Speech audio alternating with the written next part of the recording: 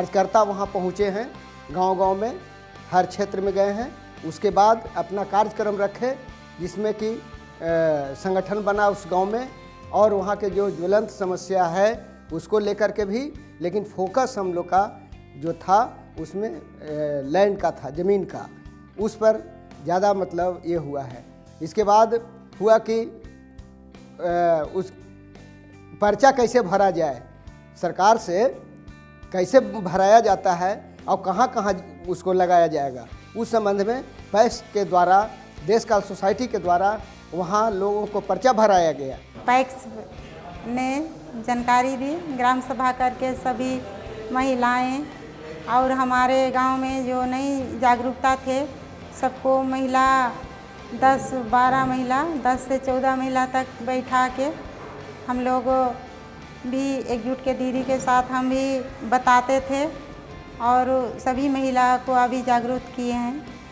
PACS के सहयोग से हम लोगों की मीटिंग, हम लोगों को ट्रेनिंग लिए बुलाए भी, वो लोग जगह पे मतलब बताए कि कैसे क्या करना है, कैसे क्या नहीं करना है। सब इस चीज़ के माध्यम से फिर मैं अपने गांव में जाती हूँ और गांव में महिलाओं को जागरूक करती हूँ कि आप लोगों को ऐसा करना चाहिए। फिर बीच में बैतूल में महिला अधिकार सम्मेलन हुआ था, वहाँ भी मैडम जी ने मुझे मतलब आमंत्रित की थी कि आप चलिए हमारे साथ, वहाँ आपको चलना है, वहाँ जाने से आपके गाँव की महिलाओं को बहुत सहयोग मिलेगा।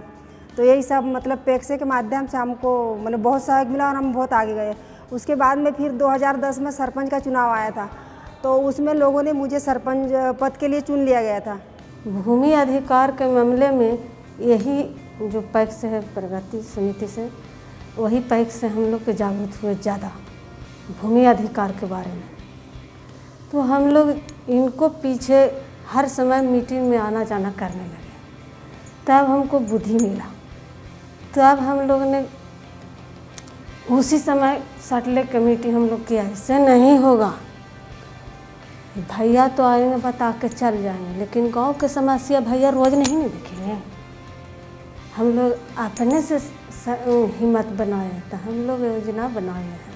हम लोग जब प्रोग्राम जब गांव-गांव में जब किए थे तो लोगों को ये भी पता नहीं था कि जिसके पास ज़मीन है वो जॉब कार्ड भी नहीं था, उसको हम लोग जॉब कार्ड भी बनवाए, उसको काम दिलाए।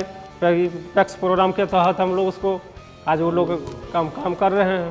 पैक्स कार्यक्रम के सहयोग से APCL के संस्था में जुड़ने से हमें यह सहयोग मिला जो हर मोड़ पर हमें अपना ताकत जो है पैक्स के सहयोग से मिलता ही गया।